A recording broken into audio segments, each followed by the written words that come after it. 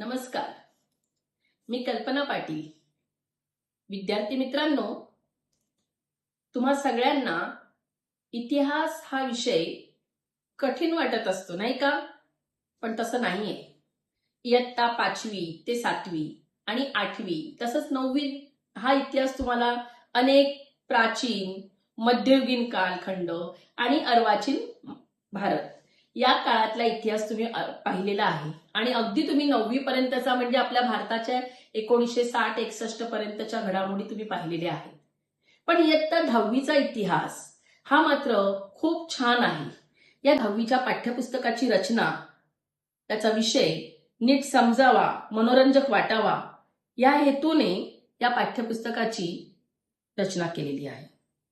मी आज तुमच्या समोर या पाठ्यपुस्तकाचा धडा 3, प्रकरण 3 उपयोजित इतिहास याबद्दल आपणाला काही माहिती सांगणार आहे.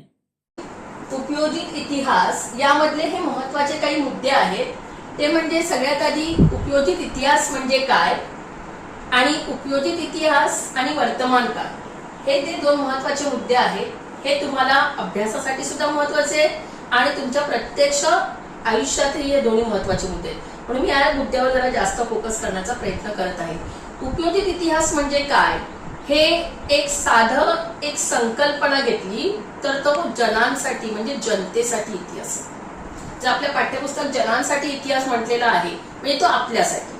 मग इतिहास तर होऊन गेलेला आहे, मग तो आता वर्तमान काळात कसा का उपयोग होणार? तर ते करण्यासाठी आपल्या दैनंदिन जीवनात विद्यार्थ्यांनी आपल्या इतिहासासारख्याच काही महत्वाच्या गोष्टी असतात, आर्थिक दृष्ट्या म्हणा, उत्पादक म्हणा, या क्षेत्रांशी तुमचा हा जनांसाठी इतिहास जो आहे तो ओळखला जातो. मग आता तुम्हाला असलेले काही गैरसमज आहे की असं कसं होईल इतिहासाचं, तर आमच्या इतिहासाची नाळ आमच्या जीवनाशी कशी काय जोडलेली आहे, विचारसरणी कशी आहे? तर तसं नाहीये.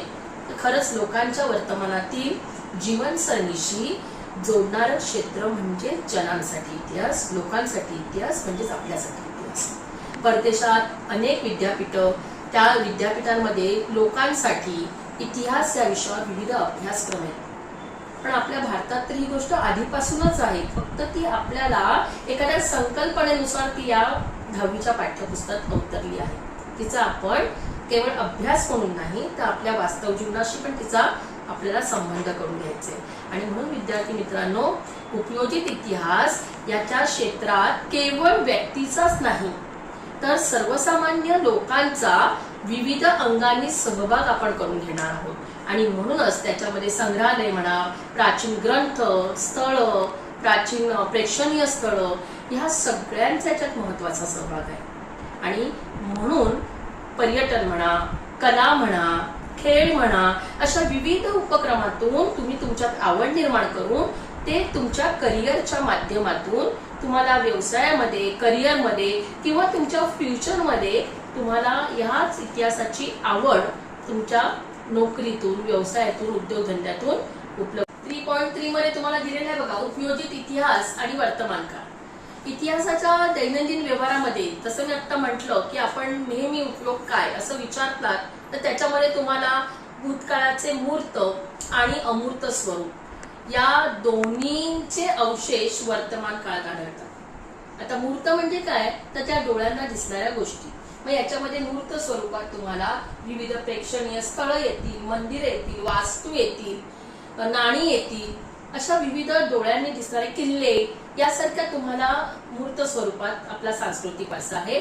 आणि अमूर्त स्वरूप म्हणाल तर अमूर्त स्वरूपात आपल्या आजी आजोबांच्या पिढ्यानपिढ्या आलेल्या मौखिक परंपरा, कथा, गोष्टी, धार्मिक विधी आणि त्याचबरोबर विविध लोककला ह्या कुठे लिहून ठेवलेल्या नाहीये पण या घडते. जसं एखाद्या विवाहाची पद्धत, विधी असतो, मग तो जन्माचा विधी असेल, लग्न सोहळ्याचा विधी असेल किंवा अंत्यविधी असेल, तो काही कुठे लिहून ठेवलेला नाहीये पण तो आपली पिढी, समूह, समाज हा बरोबर रितसर करत असतो. त्याला आपण अमूर्त म्हणू शकतो.